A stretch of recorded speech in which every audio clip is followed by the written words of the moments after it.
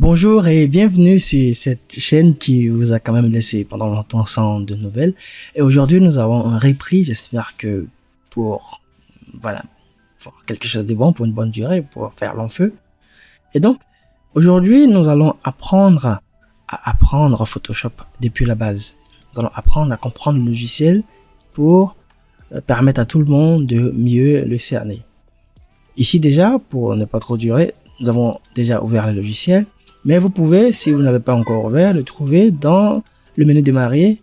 Et en général, sur Windows 10, tout est classé par ordre alphabétique. Et donc, vous trouverez Adobe Photoshop là-bas. Bien. D'abord, quand vous l'ouvrez, Photoshop, vous avez accès à ce que nous avons appelé, et là, je parle des versions récentes. Je suis là à la version 2021, CC.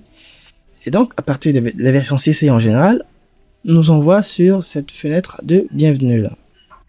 Dans cette fenêtre-là, vous verrez les documents récemment ouverts ou documents récemment créés qui sont dans cette partie-là. Donc, toute image ou bien tout fichier Photoshop que vous aurez ouvert ou créé va se trouver dans cette partie-là. Vous voyez, c'est marqué ici par, on va dire, le mot récent. Si vous ne trouvez rien ici, ne craignez rien, ça veut peut-être dire que vous n'avez pas encore ouvert ou créé des documents Photoshop, ou peut-être vous avez vidé cette partie-là. D'accord.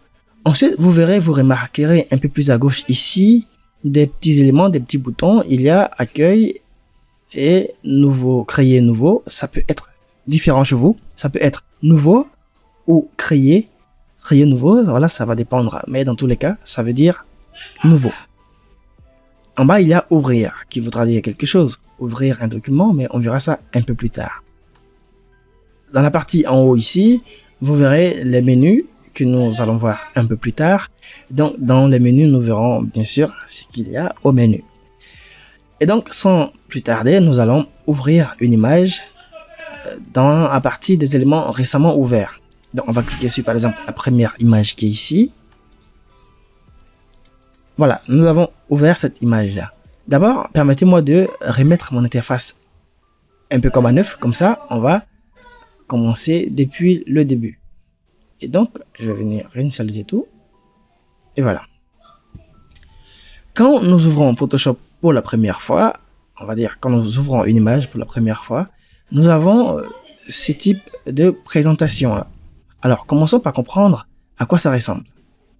Vous remarquerez que ici, au milieu, la première chose, c'est l'image que vous avez ouverte. Elle est présentée ici, au milieu, dans un cadre. Et autour, il y a des couleurs, parfois grises, parfois un peu plus comme ça, pas trop noires. Et l'espace que vous verrez ici, au milieu, c'est votre, on va dire, tout simplement, votre plan de travail. C'est ici que vous allez voir vos images, tout ce que vous allez ouvrir dans Photoshop. Mais il n'y a pas que ça dans l'interface. Comme j'ai dit il n'y a pas longtemps, vous avez en haut ici la barre des menus, où il y a des menus, des options qui nous intéresseront un peu plus tard. Et donc, vous verrez ça, là, les menus. Donc, quand on vous dira, on ira dans le menu calque, c'est en haut ici, et c'est pas quelque part en bas ici. Ensuite, en plus des menus, vous allez remarquer un peu plus en bas, à partir du symbole de maison, vous voyez ici, il y a une bonne ligne comme ça. Vous remarquerez ça. Si par exemple je change d'outil ici, vous allez voir que les éléments ici vont changer. Si je prends cet élément par exemple, si je prends celui-là, vous voyez ici tout change. On va appeler cette option-là, cette partie-là, pardon, la barre d'options ici. Parce qu'il y a les options des outils que nous sélectionnons. Et vous l'avez deviné, ici, la partie ici s'appelle barre d'outils ou panneau outils. On viendra sur cet élément-là. Ici, il y a les outils dont nous allons avoir besoin pour faire la plupart de ce qui se fait dans Photoshop. À côté, de l'autre côté à droite, nous avons ici des éléments qui sont beaucoup plus appelés panneaux, pas barres.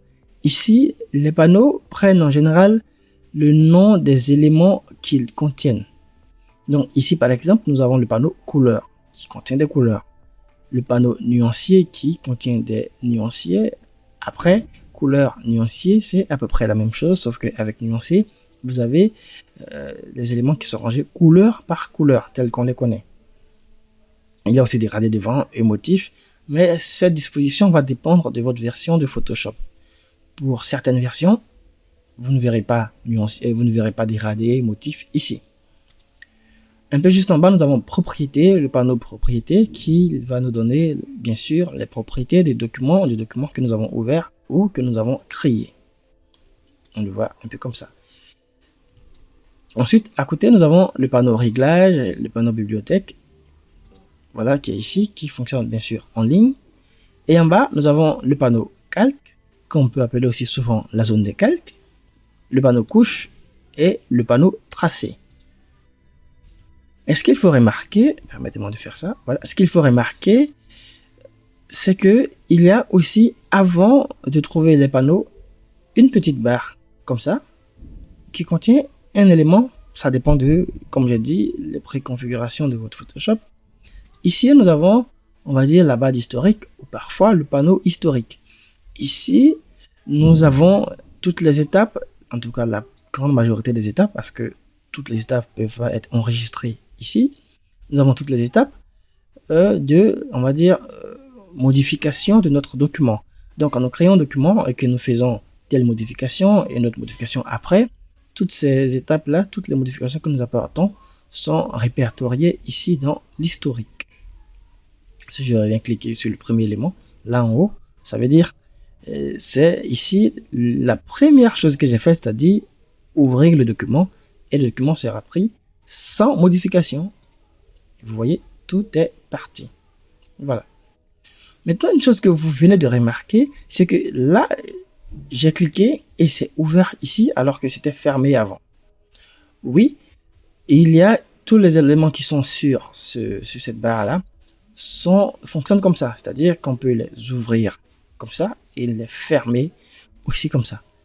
Mais après, tout élément qui s'ouvre comme ça peut aussi être déplacé et, on va dire, rangé dans cette catégorie comme ceux de propriété, de couleur. Vous voyez, par exemple, si je clique sur le mot historique, je maintiens et je déplace, il va s'afficher indépendamment maintenant de la barre qui est ici. Là, il n'est plus dans cette barre-là, il se promène. Et si je le réduis avec les deux flèches qui sont ici, ce sera petit comme ça. Après, c'est libre à vous de choisir la disposition que vous voulez de votre espace de travail, parce que toute l'interface que vous voyez ici, c'est votre espace de travail. On verra ça un peu plus tard. Il n'est pas le seul élément, donc l'historique n'est pas le seul élément à pouvoir faire ça. Tous les éléments ici qui sont là, panneaux comme barre, peuvent se déplacer. Par exemple, si je viens sur propriété, je prends propriété, je déplace, il vient ici.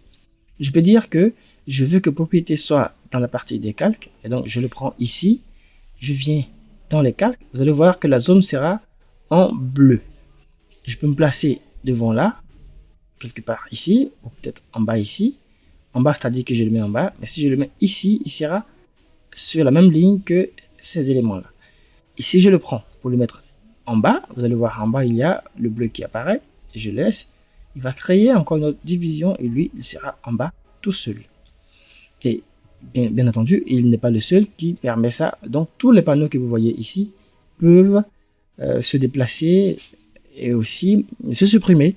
Parce que bien évidemment, si on ne veut pas de quelque chose, si on ne veut pas d'un panneau ici, on peut tout simplement faire clic droit sur ce panneau et vous allez voir fermer. On va fermer par exemple que ce panneau-là et il est parti. On peut fermer tout le monde aussi. Vous avez vu l'option, clic droit, fermer le groupe d'onglets et hop, c'est fermé. Après, on peut aussi vouloir que ce groupe de panneaux-là ici soit affiché mais sous forme de barre, donc un peu plus mince que ça. Parce que là, c'est large. Et pour avoir accès à cet affichage-là, nous allons cliquer sur les deux flèches que nous voyons ici, qu'on voit aussi sur les autres panneaux qu'on a déplacés. Vous voyez, sur les deux flèches, quand vous cliquez, tout le monde se rétracte. Quand vous recliquez, ça s'ouvre et vous avez accès à vos éléments. C'est aussi valable pour la barre d'outils. Donc, vous pouvez cliquer sur les deux flèches pour avoir ça en affichage de ce type-là. C'est-à-dire deux lignes alignées par deux, ou rétracter pour que tout soit aligné comme ça. Après, tout va dépendre de votre écran, donc de la taille de votre écran et de bien d'autres facteurs. Aussi, nous pouvons déplacer la barre d'outils en cliquant ici, par exemple, en métier, et on déplace la barre d'outils pour la mettre où on veut. On peut la mettre ici. Donc après, c'est vous qui rangez, on va dire, votre espace de travail comme vous voulez. Mais avant, Adobe nous a donné un cadeau des espaces de travail prédéfinis que nous pouvons utiliser déjà. Pour avoir accès à ces espaces de travail-là, sur la barre d'options, juste au bout à droite ici, vous allez voir après le bouton de recherche, un bouton comme ça, avec une forme de petit écran et une flèche devant. Vous cliquez sur la flèche, vous allez voir ces différents espaces de travail que nous avons. Il y a les indispensables, et là où sont rangés, en général, la grande majorité, on va dire, des outils et options dont on aura besoin. Après, si nous voulons travailler juste pour la photographie, nous prenons l'espace de travail photographie, et ici, le logiciel va ranger tout de sorte à ce qu'on puisse voir seulement les éléments nécessaires pour la photographie. Si nous changeons pour prendre peinture, nous aurons ici beaucoup de paramètres pour le pinceau, pour travailler pour la peinture. Et ainsi de suite, vous avez compris, si on veut aller dans mouvement, dans graphisme, dans graphique et web, vous aurez beaucoup plus ici pour du caractère, donc du texte et bien d'autres choses, composition, vous allez tout ça. Après, l'espace de travail, nous pouvons créer notre propre espace de travail en cliquant sur nouvel espace de travail, mais on ne le fera pas pour cette fois-ci. Nous allons prendre notre espace de travail, les indispensables, parce que c'est celui qui vient par défaut avec Photoshop. Et là, on se rend compte que nous avons tout mélangé, et après, on n'a pas vraiment le temps de tout ranger, et donc, pour remettre tout à sa place, donc pour réinitialiser cet espace de travail, on vient ici, et on va venir cliquer sur le bouton réinitialiser les indispensables qui va tout remettre là où c'était. C'est bon, non? Bien. Et donc, nous avons vu ici les menus, on va dire l'interface en général et les panneaux, les différents panneaux. Après, nous allons apprendre aussi ici les menus. Qu'est-ce qu'il y a dans chaque menu? Chaque élément, on va dire chaque menu contient un type d'élément précis. Par exemple, le menu texte contient des éléments pour du texte. Le menu calque, quant à lui, contient aussi des éléments pour les calques. Nous les verrons un peu plus tard. Le menu sélection pour la sélection. Le menu filtre pour les filtres. Et vous avez compris la suite. Bien, maintenant que nous avons appris à comprendre un peu l'interface, nous allons avancer dans notre apprentissage. On nous a dit, on le sait que Photoshop, c'est pour ouvrir des images, pas que, mais pour travailler dessus, pour les retoucher et ainsi de suite. Et donc, la première question qu'on peut se poser, c'est comment ouvrir une image? Alors, pour ouvrir une image dans Photoshop, il y a plusieurs façons. On va passer par la méthode la plus conventionnelle, c'est de venir dans le menu Fichier. Là, il faut retenir que tout ce qui est dans le menu Fichier concerne l'importation, l'ouverture, l'exportation et la création de documents. Je pense que vous avez compris. Mais il n'y a pas que ça. Il y a aussi le partage et tout ce qui va avec. Et donc, pour ouvrir une image, nous allons venir cliquer sur le menu Fichier et on descend sur Ouvrir. Il peut arriver qu'on vous demande, j'ai désactivé cette option chez moi, est-ce que vous voulez ouvrir un document en ligne ou sur votre ordinateur? Vous cochez seulement sur votre ordinateur et vous allez avoir cette fenêtre qui va s'ouvrir et vous allez choisir l'image que vous voulez ouvrir. Par exemple, on va prendre une image comme ça, cette image-là. On va cliquer sur cette image, vous voyez, et on vient sur le bouton en bas ici, ouvrir, et hop, ça s'ouvre à côté. Et là, en même temps, ça nous permet de comprendre quelque chose. Ici, nous avions une image d'ouvert à côté ici. L'image était ouverte là, et nous avons ouvert une nouvelle image qui s'est affichée à côté sous forme d'onglet. Et en même temps, on va comprendre comment ça fonctionne dans le système d'affichage de plusieurs images. C'est-à-dire, quand nous ouvrons une image et que nous ouvrons une autre image ensuite, comment est-ce que ça s'affiche? Voilà comment ça se présente. Vous l'avez deviné dès la première ouverture ici. Tout se place sous forme d'onglet. C'est-à-dire, il y a une image qui est alignée, l'autre est alignée devant Et si nous ouvrons encore une autre image, elle sera alignée juste devant ici.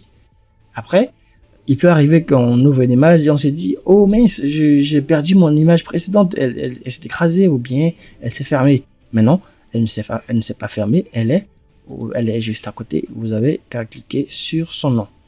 Pas sur la flèche, hein. Si vous cliquez sur la flèche, vous la fermez. Je veux dire, vous fermez l'image. Voilà, vous avez compris ce que ça voulait dire. Bien, donc la première méthode, c'est de passer par le menu Fichier, puis de faire Ouvrir. Après, on remarquera juste devant le raccourci pour ouvrir directement une image sans passer par ici. Et là, c'est CTRL-O ou bien commande O si on est sur Mac. Pour cela, on fait CTRL-O, la même fenêtre va s'afficher et nous avons qu'à cliquer sur une image et faire Ouvrir. Bien, vous voyez, ici encore, nous avons un autre onglet qui s'est créé avec notre image à l'intérieur. Une autre façon d'ouvrir une image, et non des moindres, qui peut parfois sauver la vie, parce que si nous avons un dossier d'images qui contient par exemple 200 images, on ne sait jamais, voire plus, et qu'on ne connaît pas vraiment le nom de l'image, mais dans l'explorateur nous sommes sur l'image, il est plus simple de cliquer sur l'image que nous voulons ouvrir. Par exemple, si je clique sur cette image ici, je vais glisser, je clique, je me tiens, je glisse et je viens sur Photoshop. Mais je ne laisse pas dans l'espace, dans la partie ici où nous voyons notre image. Je vais monter là au niveau de la barre d'options. Vous allez voir le bouton apparaître en bas, copier. Et là, vous laissez. Et ça va s'ouvrir à part ici.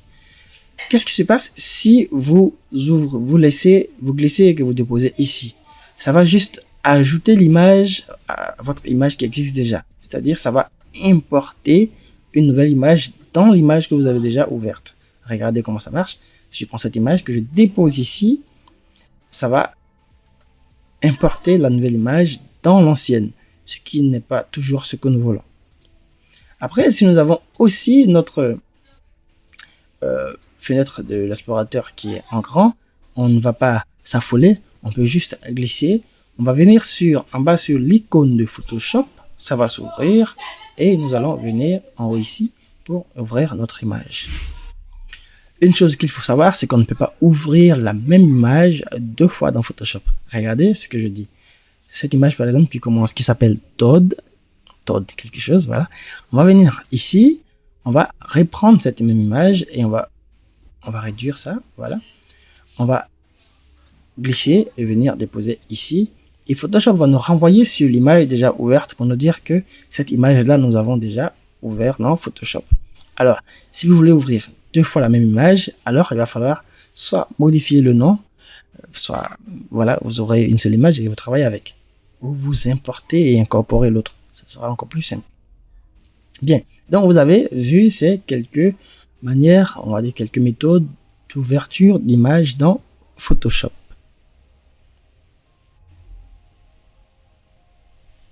Bien, maintenant quand nous ouvrons une image dans Photoshop, parfois il peut arriver que nous voulions savoir directement sa résolution et sa taille, je veux dire la taille de l'image. Parfois, quand nous l'ouvrons, bien entendu, ça va dépendre de la version et des options prédéfinies. Dans Photoshop, en bas ici, en bas à gauche, nous allons voir la taille de l'image, mais en centimètres. Ce qui n'est pas vraiment ce que nous voulons. Vous pouvez voir aussi devant, en parenthèse, la résolution qui est ici, 72 pixels par pouce. Devant, il y a une flèche sur laquelle vous pouvez cliquer pour voir apparaître plusieurs éléments. Vous pouvez cliquer sur taille du document. Et là, c'est ici la taille, on va dire, en termes d'espace de stockage, donc la taille dans votre disque dur qui s'affiche. Après, c'est la taille si vous l'enregistrez, peut-être en, on va dire, PSD, donc en un format de Photoshop. Mais pas en JPEG parce que l'image originale ne vaut pas 55 mégas. Donc vous avez les dimensions du document. Je pense que c'est là que nous étions. Vous pouvez voir aussi le profil du document, donc le profil colorimétrique, vous allez voir ici. Et bien d'autres éléments. Après, on peut dire que nous voulons aussi voir, on va dire, les mêmes dimensions, mais cette fois-ci, on veut voir ces dimensions-là en pixels. Pour cela, vous pouvez cliquer dessus et maintenir le clic comme je venais de le faire. Cliquez et maintenir et vous allez voir plus de détails. Vous allez voir la largeur, la hauteur, les couches, donc nous avons 3 couches, RVB et la résolution qui est 72 pixels par pouce. Vous pouvez aussi voir cette option en passant par le menu image, ici, image. Vous allez venir sur taille de l'image et vous allez voir à peu près la même chose, mais ici, cette fois-ci, uniquement en pixels.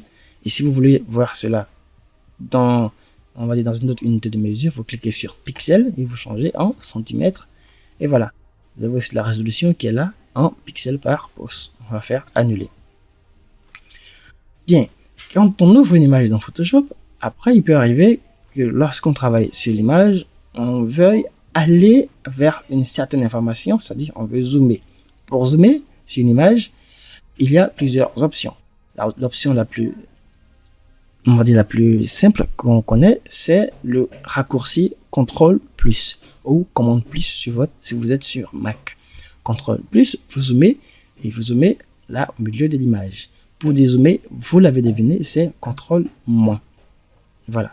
Si vous n'avez pas de pavé numérique sur votre clavier en haut, vous allez voir, le moins il est sur le 6 et le plus il est là où il y a égal.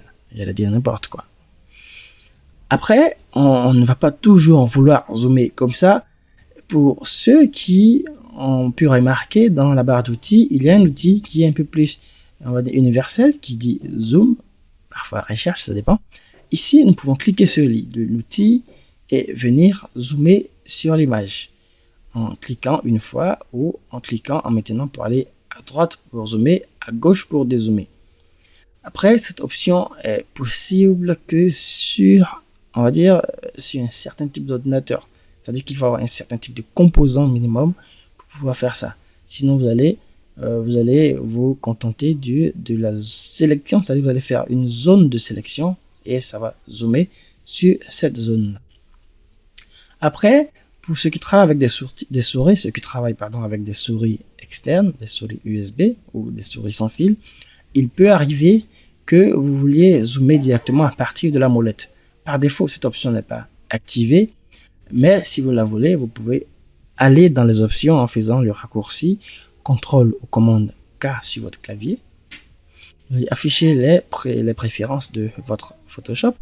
Vous venez dans, on va dire, dans Outils et vous cochez ici Zoom avec fenêtre, avec molette pardon, de défilement. Aussi, assurez que le zoom animé est coché. Cela va vous permettre de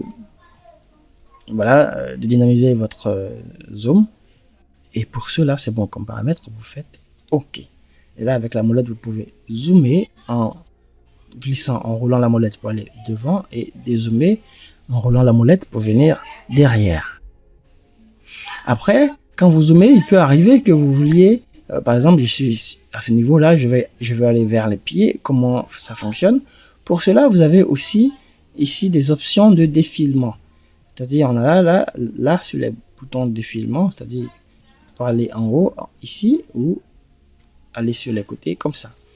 Après, c'est pas toujours évident d'être précis parce qu'on peut se tromper et cliquer sur notre programme pour l'ouvrir ou bien cliquer sur l'image même pour l'ouvrir. Donc ça, c'est pas vraiment optimal comme façon de travailler. Et donc, pour faire ça un peu plus facilement, vous avez ici dans la barre d'outils l'outil main, quand vous prenez cet outil-là, qui permet de défiler de façon plus intéressante dans l'image, c'est-à-dire en cliquant sur l'image et en vous déplaçant. Ce raccourci sur le clavier, c'est H comme hand en anglais. Vous faites ça, et vous avez votre défilement. Mais après, c'est pas toujours évident de venir prendre l'outil main pour venir sur l'image, pour ensuite cliquer et déplacer. Et pour ceux qui ont une souris USB, une souris externe, vous pouvez cliquer, maintenir la touche espace. Vous allez voir que ça va automatiquement aller sur l'outil main. Vous n'avez qu'à faire un clic gauche, à maintenir le clic et à vous déplacer dans votre image. Vous faites comme vous voulez, vous déplacez et voilà. Là, c'est encore plus simple, je pense. Bien, maintenant, pour dézoomer, vous pouvez faire ça aussi. Mais après, si vous voulez directement dézoomer sur votre image pour la voir en gros, vous pouvez double-cliquer aussi sur l'outil mais, double-cliquer pardon, voilà comme ça, et ça affiche l'image d'origine comme c'était, ou bien faire directement de raccourci CTRL 0, 0 qui, pas le 0 du, on va dire, du pavé numérique, l'autre 0 qui est là sur la touche des 1, 2, 3 alignés au-dessus des lettres alphabétiques. Voilà, vous cliquez dessus et ça refait la même chose. Après, vous pouvez maintenir la touche, on va dire, Alt et cliquer sur on va dire, la vignette ici. Cliquez sur la vignette de votre élément, vous cliquez et vous placez directement sur la fenêtre. Mais là, c'est valable que pour l'élément sur lequel on a cliqué, pas pour tout l'espace de travail. Ici, c'est parce que notre image, ici, c'est en même temps tout ce que nous avons. Sinon, nous avions des calques placés ici en petit. C'est uniquement sur ce calque-là que nous allions zoomer.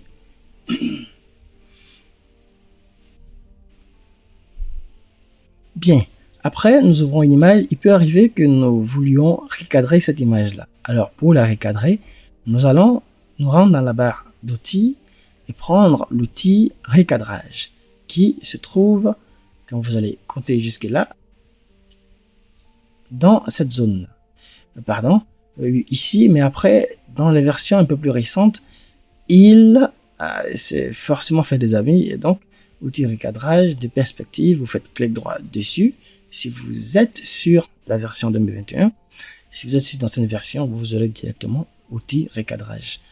Vous avez qu'à cliquer sur outil recadrage et vous allez voir, un peu comme sur les smartphones, des petits boutons apparaître qui vont vous permettre de recadrer votre image comme vous voulez, ou de rogner l'image. Ça va dépendre de ce que vous comprenez par ça. Vous pouvez venir ici, vous retouchez, vous bougez, ici vous bougez. Je fais juste un recadrage juste pour vous montrer. Et là, quand vous finissez, vous regardez dans la barre d'options, ici, il y aura un bouton valider, pas ce bouton là qui veut dire annuler, pas ce bouton qui veut dire réinitialiser la modification. Cette flèche, ça veut dire réinitialiser tout ce que vous avez fait. Le rond, le cercle avec le trait dedans, ça veut dire annuler. Et le bouton ici veut dire valider. Quand vous validez, vous avez votre nouvelle image qui est là. Vous avez recadré votre image. N'est-ce pas intéressant ça? Bien. Maintenant, nous avons appris à ouvrir une image dans Photoshop. On peut se demander parfois comment l'enregistrer si nous avons fini de recadrer par exemple notre image. On verra ça un peu plus tard. Je veux d'abord que nous continuions dans notre lancée et après on verra comment on pourra faire une exportation ou un enregistrement un peu plus tard. Bien, nous avons ouvert une image et maintenant, comment créer un nouveau document, c'est-à-dire un document vierge dans Photoshop? Pour cela, c'est tout simple. Nous venons encore, comme on l'a dit, dans le menu Fichier et nous allons cliquer sur Nouveau, qui veut dire créer un nouveau document. On va cliquer sur Nouveau. Et là, nous avons ici une nouvelle fenêtre qui s'affiche. Et dans la fenêtre, là, nous allons voir récent encore.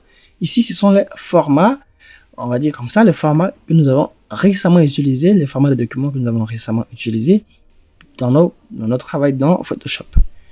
Si vous ne voyez rien, ne vous inquiétez pas, c'est peut-être parce que vous n'avez pas encore créé de document dans Photoshop. Et donc, vous allez voir devant récent, plusieurs onglets qui sont alignés. Il y a l'onglet enregistré. Et là, c'est est-ce que nous avons enregistré un format? Et donc, s'il y a un format qu'on utilise tous les jours, on peut l'enregistrer ici pour que chaque fois qu'on vient dans Photoshop, s'il n'est pas prédéfini ici en tout cas, nous venons ici directement, nous l'enregistrons et nous n'avons qu'à l'utiliser au lieu de mémoriser toujours et venir entrer manuellement. Parfois, c'est long. Ensuite, nous avons ici l'onglet photo qui a des formats prédéfinis pour la photo. Vous l'avez deviné. Ici, nous avons l'onglet impression qui a des formats prédéfinis pour l'impression. Et donc, vous verrez ici les formats comme A4, A6, A5, A3, B, C, si vous l'utilisez. Il y a le format tabloïd que certains connaissent, etc. Il y a aussi le format, il y a l'onglet illustration dans lequel vous verrez des documents plus ou moins grands pour travailler. Il y a aussi web, dans des formats pour le web. Vous pouvez deviner cela pour ceux qui vont faire, en tout cas, du web. Il y a le mobile, format du mobile pour le téléphone, pour ceux qui vont faire, par exemple, on va dire, du mobile ou on va dire, du design pour les applications, donc design d'applications, etc. Et film et vidéo, vous avez bien entendu des formats pour les films, comme le fameux 1080p, 720p, etc. Vous avez compris, jusqu'au 4K si vous avez ça dans votre version.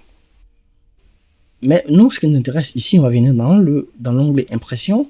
On va créer un document plus ou moins simple. Et pour cela, on va prendre le format A5 qui est plus ou moins petit.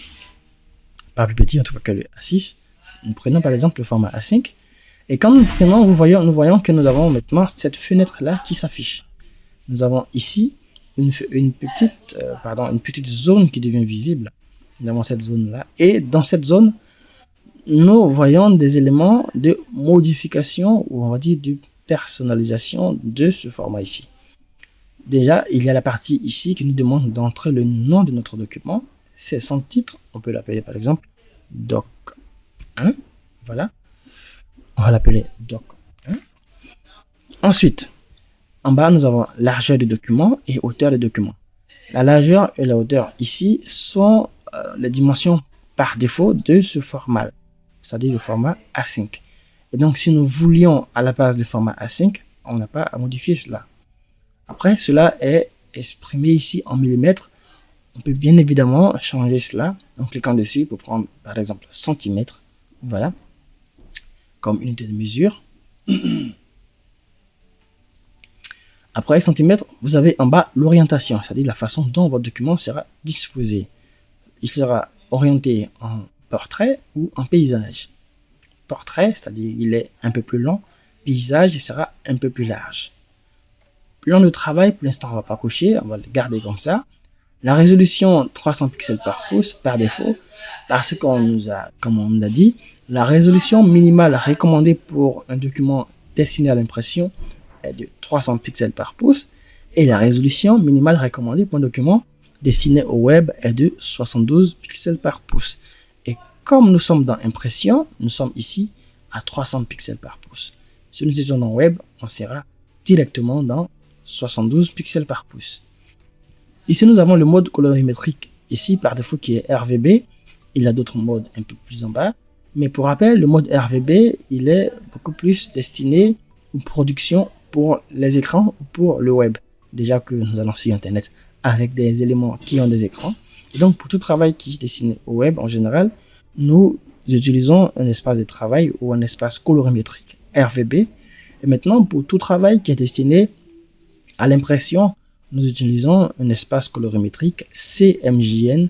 CMJN qui veut dire cyan, magenta, jaune, noir. Et pour petit rappel, le RVB c'est rouge, vert, bleu. Bien, nous allons rester en RVB parce que voilà, nous voulons, nous n'allons pas imprimer ce que nous allons faire. Après, c'est juste pour comment créer un document. Nous laissons ça. Ensuite, couleur d'arrière-plan, nous avons la possibilité ici de changer la couleur d'arrière-plan de notre document. On peut le garder en blanc, en noir ou etc. Mais après, ça va dépendre de vos besoins et de ce que vous voulez faire dans votre document. Ensuite, il y a des profils colorimétriques que nous allons laisser et le format de pixel qui est le pixel carré. Pour l'instant, on le garde et nous cliquons sur le bouton créer.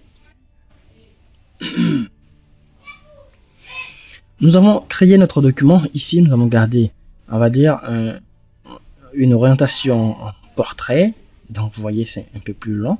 Nous avons créé un document et de là, nous pouvons commencer à faire ce que nous voulons. Nous pouvons travailler. Si c'était une affiche, nous allons faire une affiche. Si c'était pour faire quelque chose d'autre, on allait faire ça ici. Nous voulions, par exemple, notre document en format, en orientation paysage et nous l'avons en portrait. On ne va pas s'affoler. Il n'y a pas aussi besoin de partir recréer un document. On va tout simplement venir dans le menu image ici. On va descendre sur rotation de l'image et on fait une rotation horaire ou anti-horaire de 90 degrés et hop, il est redevenu, il est réorienté maintenant en paysage et nous avons notre document qui est un peu plus large. Et donc voilà comment ici nous créons un document dans Photoshop. C'est valable pour tout. Si on veut lancer un document pour une publication sur les réseaux sociaux, c'est la même chose. Pour l'enregistrer, parce que là maintenant on va apprendre à enregistrer un document, on va venir, comme vous pouvez le deviner, dans le menu Fichier. On va descendre dans Enregistrer. On va cliquer.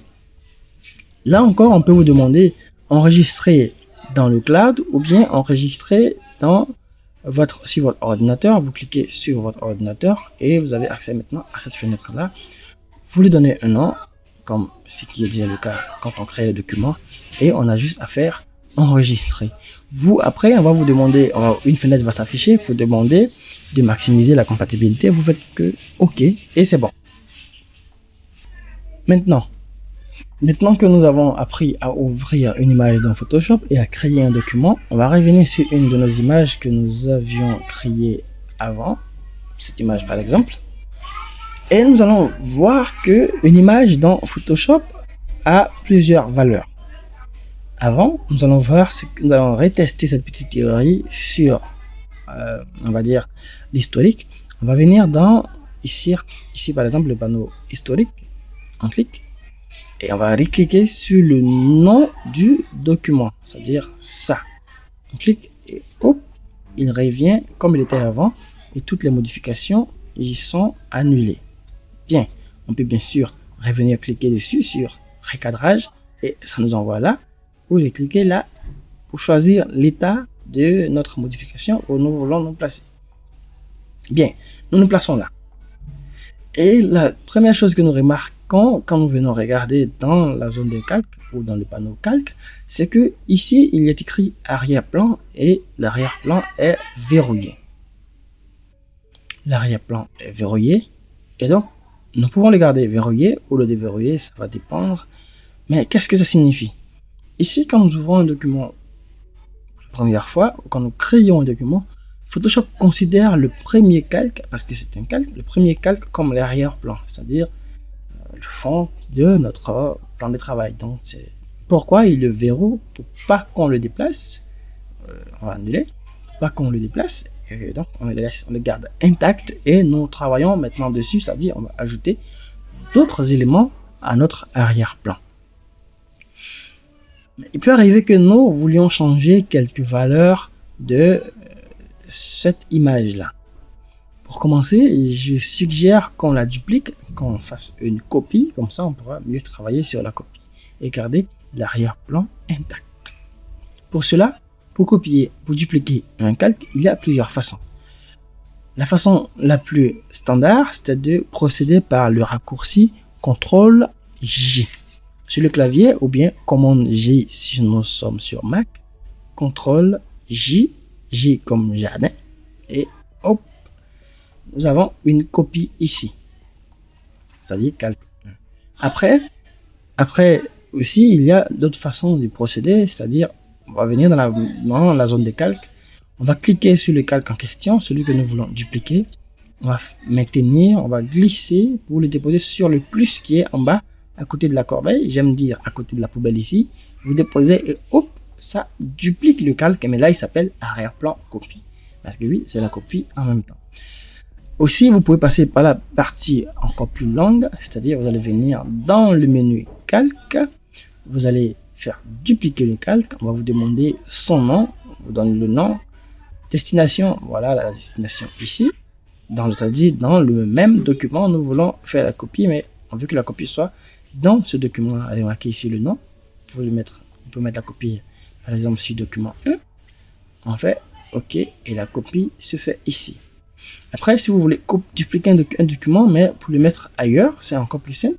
En passant par là où nous sommes passés, vous venez dans le menu calque, vous descendez dans dupliquer le calque, et là, comme document de destination, vous prenez par exemple celui qu'on a créé, doc 1, et vous faites OK.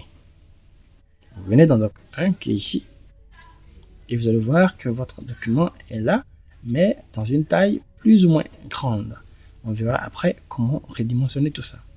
Donc, on revient dans notre document. Maintenant, pour changer les valeurs sont par exemple la luminosité, le contraste, etc. Ce qu'on sait sur une image.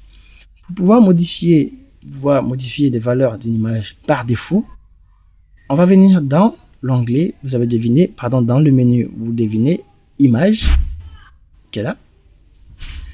Je pense que ça commence à... Voilà, dans le menu image, et nous allons descendre sur réglage. Un réglage, vous allez voir luminosité et contraste par exemple. Cliquez dessus, les fenêtres s'affichent et vous pouvez changer le contraste ici. Vous voyez ce que ça fait comme contraste. La luminosité, c'est pas vraiment nécessaire. Voilà. Donc vous pouvez changer des éléments de votre image ici. Donc changer les valeurs. Pour voir ce que vous faites en vrai, on va essayer d'afficher ici l'histogramme. On va venir là. On va afficher l'histogramme qui nous affiche ici tout. Et donc si on revient dans réglage et on fait ça, vous allez voir, quand vous changez ici, vous voyez, les valeurs ici changent aussi dans l'histogramme. Et voilà, vous changez tout et les valeurs dans l'histogramme vont changer. Après, il y a la navigation que vous voyez peut-être beaucoup sur YouTube, c'est-à-dire ici, vous voyez en gros ce que vous faites en temps réel. Bon, ça c'est si c'est nécessaire vraiment, vous pouvez le faire. Et si vous avez deux écrans, vous pouvez déplacer ça pour mettre sur l'autre écran et voilà, vous verrez directement en grand et en temps réel vos modifications. Et donc ici il y a le contraste qui va venir accentuer les noirs. Voilà, vous pouvez faire ça. Après, il n'y a pas que ça comme valeur à changer. Dans image toujours, vous pouvez venir dans réglage et il y a niveau qui fait à peu près la même chose. Vous allez dans niveau, vous allez voir ici niveau de sortie pour commencer là, et la couche en question, c'est sur les trois couches, c'est-à-dire on veut travailler sur le RGB, c'est-à-dire toutes les trois couleurs qui constituent ou qui forment notre image ici. Et ça, si vous prenez par exemple le blanc, la partie en blanc ici, qui représente plus le ton clair, et vous allez vers le noir, vous allez donner plus, vous allez éteindre encore plus les noirs, les blancs. Si vous prenez le noir pour venir vers le blanc, vous allez rendre encore plus clair. Vous voyez, les noirs, l'image devient plus blanche. Je reprends. Prenez ici les valeurs des tons clairs, vous revenez vers 0, ça va noircir tout le monde. Donc ça va éteindre les pixels, donc éteindre les lumières, on va dire comme ça. Le noir vers le blanc, ça va rendre plus blanc, ça va ajouter beaucoup plus de lumière et au fond nous avons, voilà, tout devient blanc. Il y a les valeurs ici. La valeur 0, ça veut dire noir. Et la valeur 255, ça veut dire voilà, blanc. Donc à 0. À 0, donc, on n'a pas de lumière dans l'image. Et à 255, on a de la lumière dans l'image. Donc si vous déplacez ça ici, vous allez voir que vous allez apporter plus de lumière au pixel. Et au final, il devient plus blanc. Si vous prenez le blanc pour l'amener vers la gauche, vous allez enlever de la lumière des pixels et vous allez voir qu'ils vont devenir noirs. Vous allez éteindre toute la lumière. Voilà. Après, en haut ici, vous avez aussi une manière de travailler, c'est-à-dire un peu plus séparément. Vous avez là les tons foncés ici, les tons moyens et les tons clairs. Donc là, si vous prenez ici aussi que vous déplacez, par exemple, vous voyez, c'est à peu près la même chose. Vous bougez tout le monde, vous allez commencer à cramer plus ou moins l'image. Par exemple, vous proposez là et déplacer que les tons moyens, c'est-à-dire ceux qui sont situés entre les tons foncés et les tons clairs. Voilà, pour ajouter, pour créer un peu plus de contraste dans l'image. Ça, c'est avec le niveau. Mais après, est-ce que c'est vraiment intéressant de travailler avec le niveau aujourd'hui? Je ne pense pas.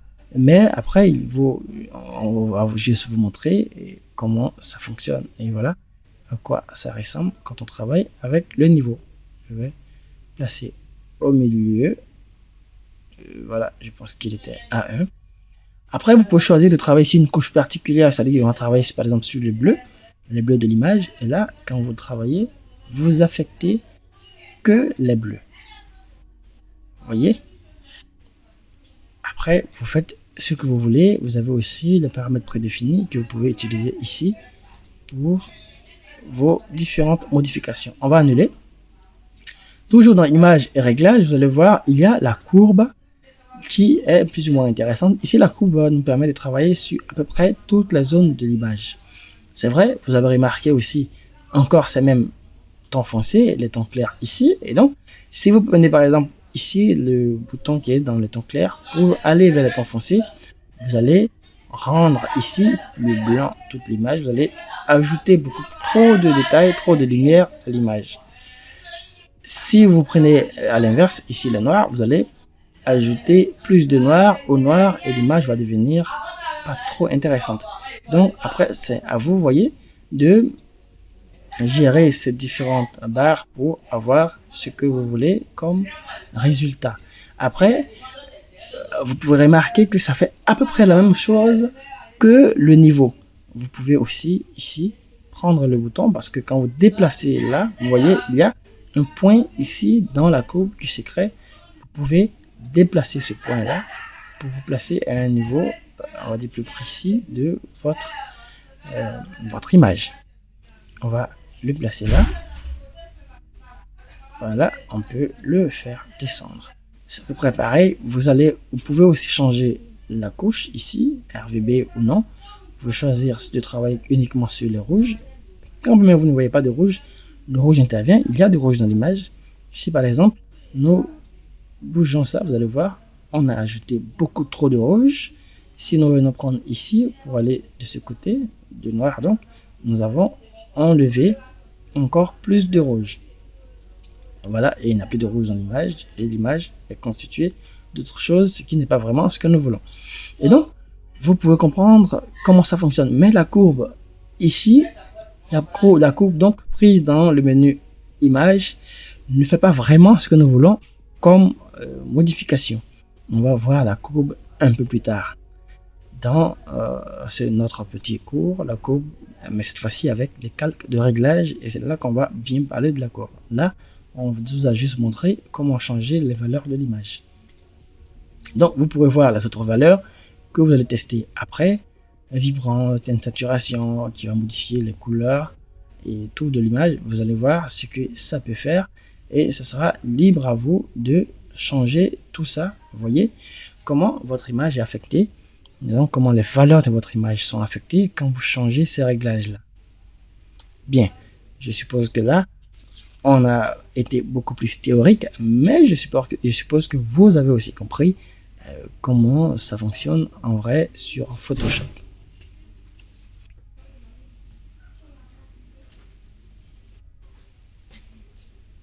Bien, maintenant on revient, et là, on va revenir sur notre image ici. Nous avons vu au départ le calque.